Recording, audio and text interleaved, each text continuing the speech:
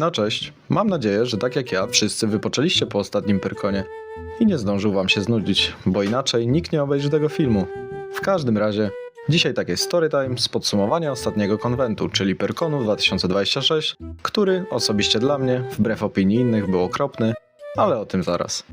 Mam nadzieję, że grupa przeciwników Pyrkonu znajdzie tu potwierdzenie swojej niechęci, a grupa, która dopiero się wybiera, bądź jest nowa z tematem, wyciągnie z tego filmu rzeczy, których będę unikać. Wszystko zaczęło się dzień przed rozpoczęciem.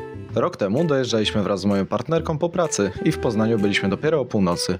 No, jak sami możecie pomyśleć, nie było to komfortowe, dlatego teraz zorganizowaliśmy pracę tak, byśmy mogli wyjechać stosunkowo wcześnie. Bilety również kupiliśmy wcześniej, by nie martwić się o miejsce w pociągu. Koszmar zaczynał się bardzo powoli, gdyż pierwsze, co oczywiście nasze kochane PKP odwaliło, to stosunkowo nieduże opóźnienie. Było to zaledwie 20 minut pociągu, więc nie było na co narzekać. Zalała mnie, gdy okazało się, że nasze miejsca na bilecie nie odpowiadają tym w pociągu. Sprawdzaliśmy 3 razy i byliśmy równie skonsternowani jak wszyscy następni pasażerowie, którzy wsiadali do wagonu przedziałowego. Tak, z powodu na duże zainteresowanie wyjazdem, PKP postanowiło podłączyć do Intercity stare, brudne wagony przedziałowe TLK bez klimatyzacji przy temperaturze na zewnątrz około 32 stopni. Zapowiadało się super.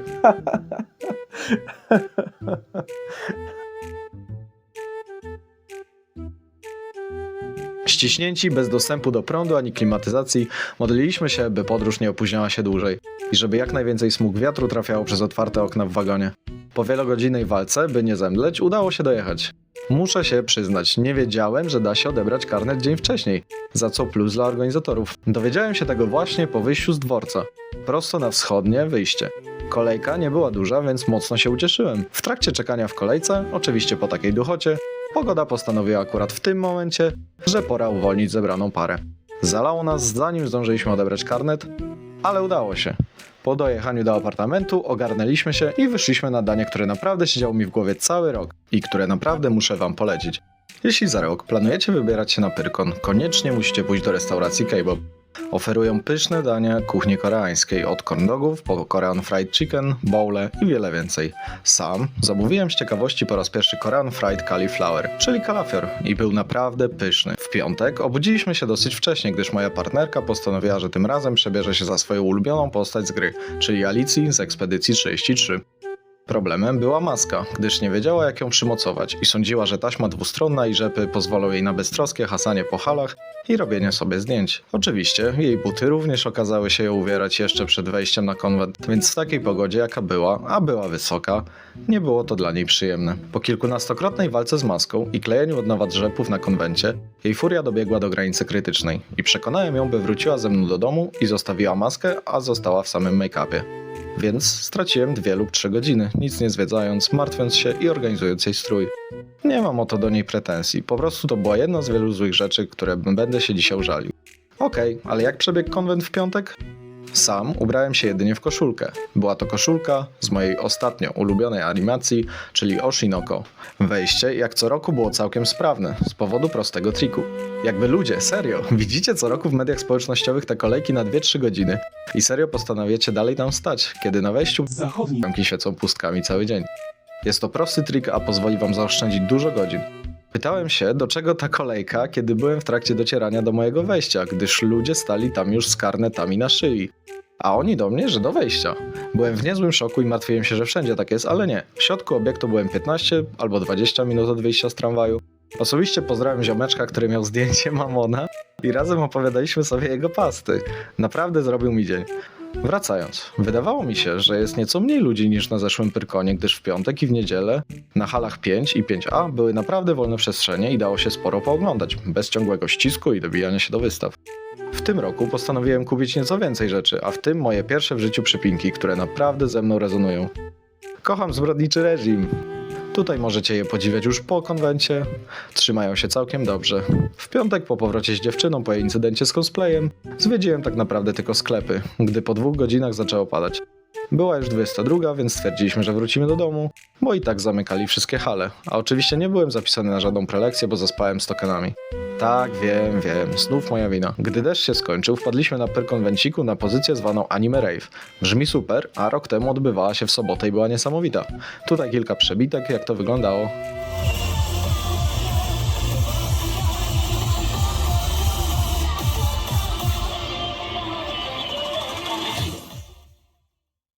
Stwierdziliśmy wspólnie ze znajomym, że się wybierzemy.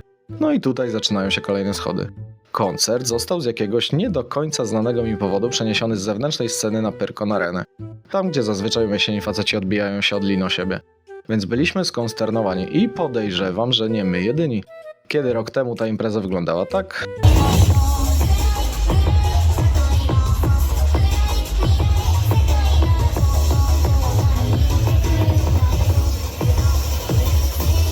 Teraz wyglądała tak.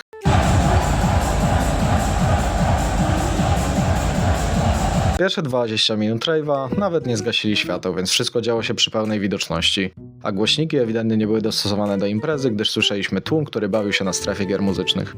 Nie była to atmosfera, jakiej się spodziewałem, więc zmęczony tymi niepowodzeniami, nawet nie wstałem potańczyć, bo było mi po prostu przykro. Po wszystkim zebrałem się do domu pełen nadziei na dobrze spędzony następny dzień. Następny dzień rozpoczął się od pysznego śniadania. Nasz apartament posiadał lodówkę, kuchenkę i w pełni wyposażoną kuchnię. Więc chwalę sobie, ale za tą cenę nie ma co się dziwić. Udaliśmy się na targi o godzinie 11 i muszę powiedzieć, że wytrzymałem może 2,5 godziny. Temperatura była jakimś cudem jeszcze wyższa niż wczoraj i było duszniej mimo padającego dzień wcześniej deszczu. Po przeciskaniu się na różnych strefach, bo oczywiście była sobota, stwierdziliśmy, że nie ma sensu się męczyć w tym upale. Klimatyzacja ewidentnie nie domagała na większości targów. Najlepiej było w strefie Lego, którą również obejrzałem, ale umówmy się, ile można tam spędzić czasu.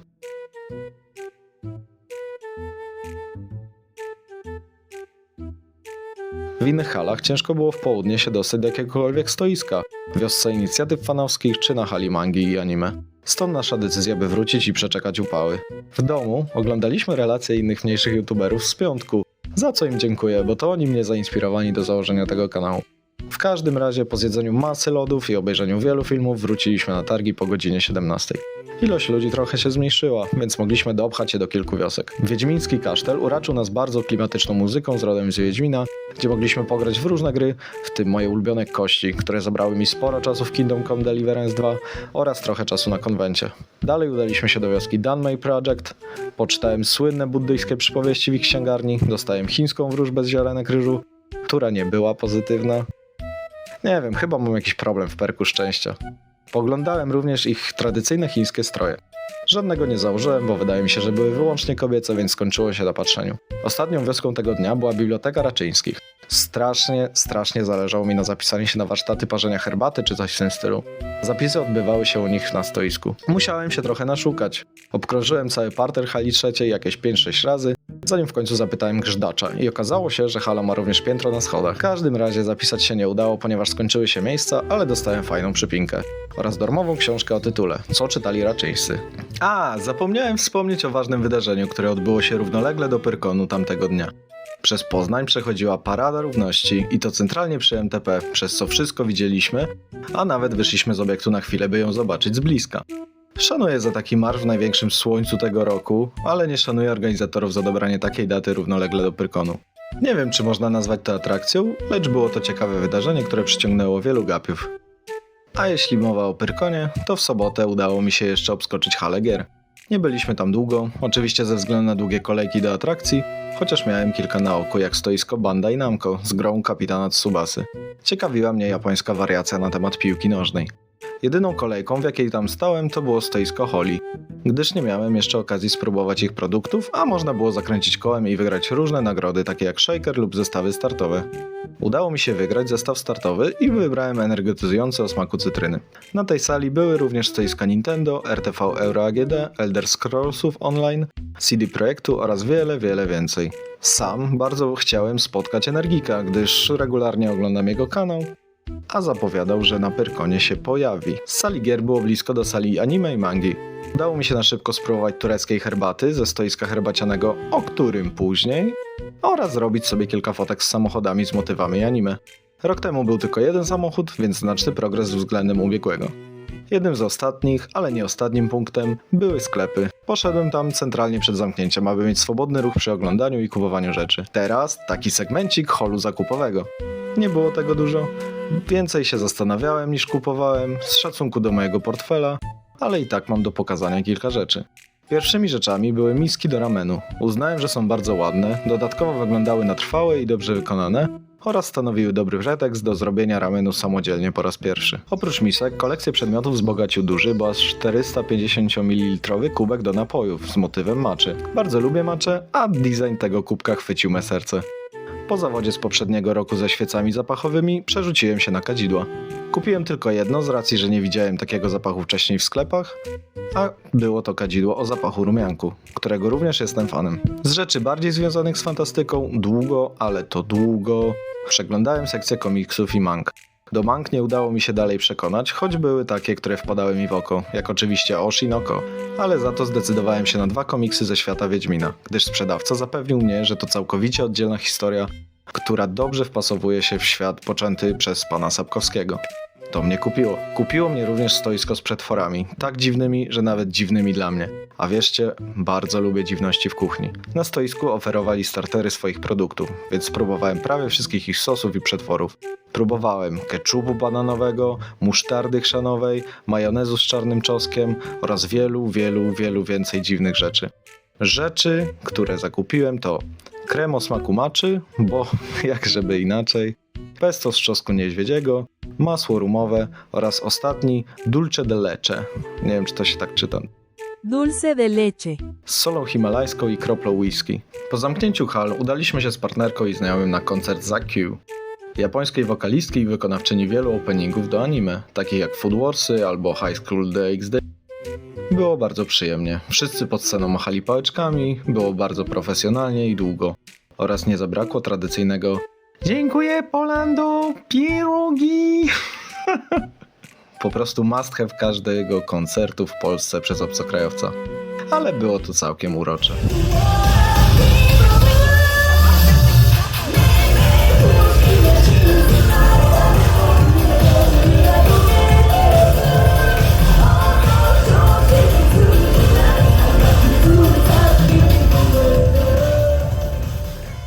Następnie udaliśmy się na Fire Show pod sceną ognia, który niestety nie spełnił moich oczekiwań i według mnie był dosyć przeciętny. Nie wspominając, że jak nie stało się w pierwszym rzędzie, to mało było co widać, ale to oczywisty fakt. Fire Show odbywał się w motywie serialu Arcane ze świata Ligi Legend.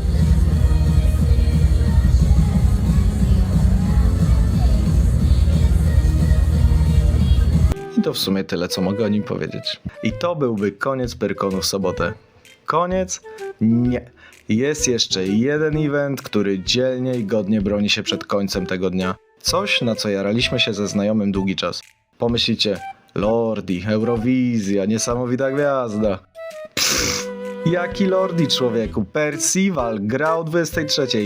Tak, koncert, który porwał mnie, mojego znajomego i większość ludzi, a było ich tam sporo, która razem z nami klaskała bądź podskakiwała do rytmu.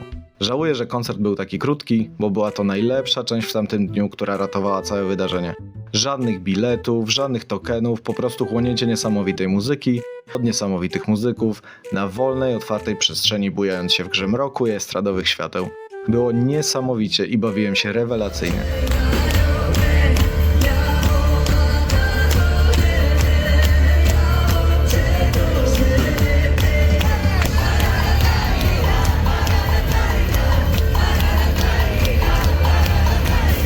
Po skończonym koncercie zbierało się od dłuższego czasu na silną burzę, strasznie wiało i zdążyliśmy wyjść z obiektu, kiedy zaczęło kropić. Więc na szczęście nie zmokłem jakoś mocno. Gdyby nie deszcz, to tak naprawdę też raczej byśmy zbierali się do domu. W przeciwieństwie do zeszłorocznego Pyrkonu nie działo się po północy nic wartego uwagi. Żadnych ciekawszych koncertów, żadnych pokazów filmowych, a przez pogodę nawet inicjatywy ludzi musiały zejść na dalszy tor. Rok temu tańczyłem z losową grupą ludzi, która zbierała wszystkich do zabawy, Belgijkę. Między halami odbyła się spontaniczna Belgijka na około 80 osób i bawiliśmy się tak do 4 rano.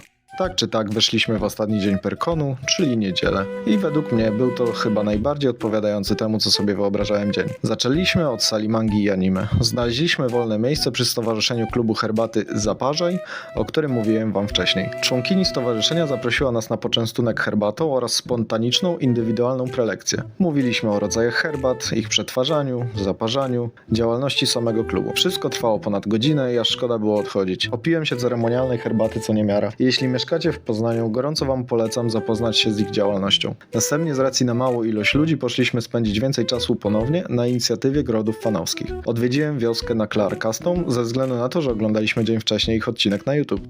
I zainteresowało nas zobaczenie tego na żywo oraz na krótką rozmowę z prezesem społeczności. Było bardzo miło. Następnie udałem się z dziewczyną i przyjacielem na piętro wioski wystawców, gdzie pooglądaliśmy masę figurek, którą widzicie teraz na ekranie. Wziąłem udział także w quizie z popkultury. Udało mi się odpowiedzieć na 3 pytania z 5 i wygrałem magnes na lodówkę oraz naklejkę. Niestety godzina 16 zbliżała się nieubłaganie, więc wszystkie stoiska zaczynały się zbierać, w tym i my. Ale zostaliśmy na jeszcze ostatnią część Pyrkonu, czyli Belgijkę na Pyrkon Arenie. Przyznam, setup był trochę długi, ale nie ma co się dziwić, jak uczestnicy, w tym ja, ledwo mieścili się na dostępnej tam przestrzeni. Musieliśmy zrobić chyba 4 okręgi. Mimo wszystko udało mi się zatańczyć ponad 8 minut, gdyż puścili dłuższą wersję. Ostatnie resztki wody, jakie posiadało moje ciało, opuściły je. 2 minuty, obrót, tak? 2 minuty. Do siebie, od siebie, zmiana. Do siebie, od siebie, zmiana. I udaliśmy się w drogę powrotną. W drodze powrotnej, oczywiście tuż po naszym dojściu na przystanek, komunikacja miejska postanowiła, że teraz to jej się nie chce. I przez jakieś wykolejenie czy inną awarię ruch we wszystkich kierunkach wstrzymał się na dłuższy czas. Jak zwykle, to nie była jedyna forma komunikacji, która zawiodła tego dnia, gdyż po spakowaniu się i dotarciu na dworzec, lektor z głośników nie dawał im chwili wytchnienia. Nieustanne informacje o spóźnieniach dosłownie każdego pociągu od momentu, kiedy przyszliśmy, zostawiło nas w nietęgich minach. 100 minut opóźnienia to była norma, a my sami, starając się ułożyć plan awaryjny, postanowiliśmy, że jedynym sposobem dojazdu do domu będzie przesiadka we Wrocławiu do Flixbusa i dojazd do domu jakieś 3 godziny później niż zakładaliśmy. Byliśmy w domu grubo po 3 w nocy. O poniedziałku nawet nie wspomnę, gdyż cały dzień nie mogłem wstać z łóżka, byłem odwodniony, bolała mnie każda część ciała, głowa, nogi, zakwasy to była norma oraz ogólne otępienie. Mimo wszystko, czy Pyrkon faktycznie był taki zły? Wiem, że większość problemów wynikała z pogody. Jednak nie można nie zwrócić uwagi na po prostu gorszy program względem poprzedniego roku. O braku jakichkolwiek planów na życie nocne tegorocznego Pyrkonu już wspominałem. A sam program, mimo że miał wiele lepszych atrakcji, to również, jak już wspominałem, bez stania od 6 rano w kolejkach na jedną atrakcję, by się dostać, bądź walki z tokenami, po prostu był tego wszystkiego nie warty.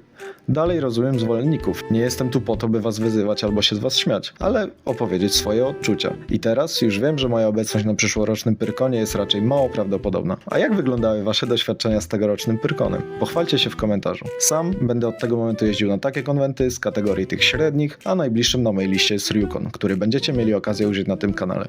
Dzięki za oglądanie.